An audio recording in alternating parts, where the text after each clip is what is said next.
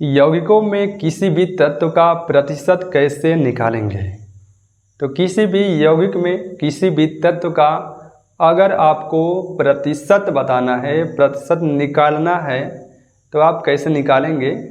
तो किसी भी तत्व का किसी भी यौगिक से अगर परसेंटेज निकालना है तो उस तत्व का टोटल परमाणु भार में उस कंपाउंड के टोटल परमाणु भार से डिवाइड करके भाग करके 100 से मल्टीप्लाई कर देंगे, वही आपका परसेंटेज निकल कर चला आएगा।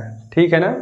तो देखिएगा, यौगिकों में तत्वों का प्रतिशत, तो इसको आप परसेंटेज एलिमेंट भी बोल सकते हैं या तत्व का प्रतिशत बराबर एटॉमिक वेट ऑफ एलिमेंट, तत्व का atomic weight upon atomic weight of compound, यानी उस कंपाउंड का टोटल एटॉमिक वेट इंटू 100 से मल्टीप्लाई कर देंगे, आपका प्रतिशत कैलकुलेट होकर चला आएगा। ठीक है ना।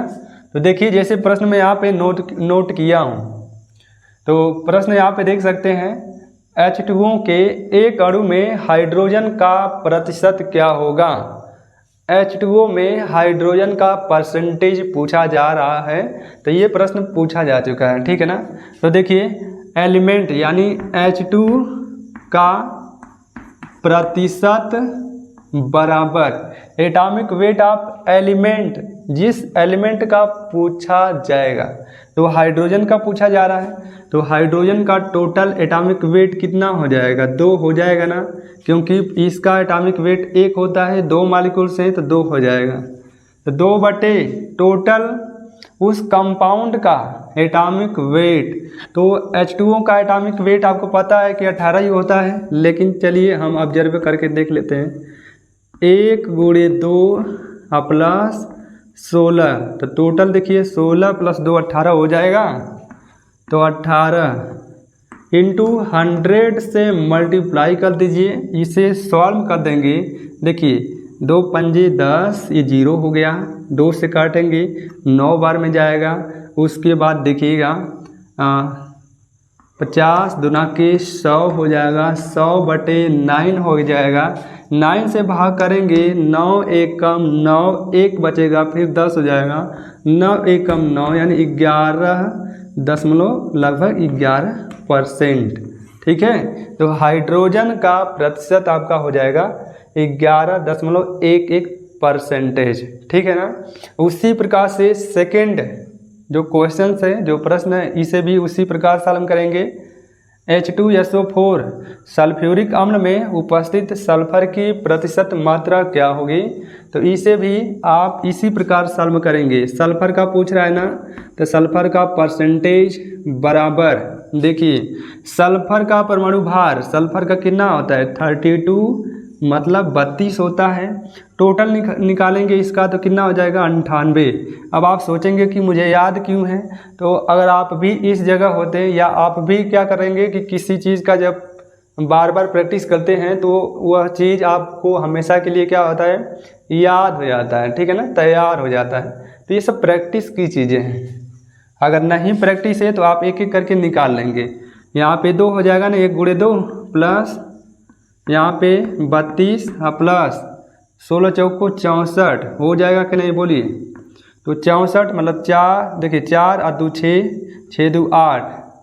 ठीक है ना, यानी टोटल मैंने आपको बताया था ना 98 होता है। देखिए 8 हो गया, फिर 6 3 9, तो टोटल 98 हो गया कि नहीं। तो कंपाउंड का 98 अणुभार 100 से मल्टीप्लाई कर दीजिए। ठीक है ना। इसे सॉल्व करेंगे, आपका आंसर निकल के चला आएगा। 2 × 5 = 10, 50 हो गया, 2 चौको 8, 2 9 18, फिर 32 × 50 अपॉन के हो जाएगा 49।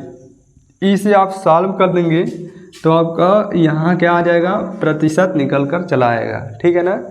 जैसे देखेंगे ये क्या है, यूरिया का सामान्य सूत्र है ना। अब देखिए जो यूरिया का जो पैकेट होता है उस पर देखेंगे तो लिखा रहता है 46%। 46% क्या, N2 की मात्रा। ठीक है। तो 46 दशमलव कुछ पॉइंट आएगा। जब इसे आप निकालेंगे, जैसे NH2CONH2 में नाइट्रोजन का पूछा है, तो नाइट्रोजन का देखिए, इसमें 2 नाइट्रोजन है ना, तो एक नाइट्रोजन का 28 कितना होगा, 14 होगा, एक का होगा 14, दोनों का 28 हो जाएगा। तो N2 प्रतिशत बराबर कितना आ जाएगा, 28 बटे टोटल यूरिया है तो 60 होता है, ठीक है ना। नहीं आएगा तो एक एक करके आप जोड़ लेंगे निकाल करके, 14 + 2 + 12 + 16 + 14 + 2 टोटल 60 आएगा। तो 60 करेंगे, 100 से मल्टीप्लाई करेंगे, आपका परसेंटेज कैलकुलेट होकर चला आएगा, ठीक है ना। तो आज का हमारा क्लास यही था कि किसी भी यौगिक से आप प्रतिशत कैसे आइडेंटिफाई करेंगे, ठीक है ना। तो चलिए स्क्रीनशॉट ले लीजिए, उसके बाद क्लास खत्म।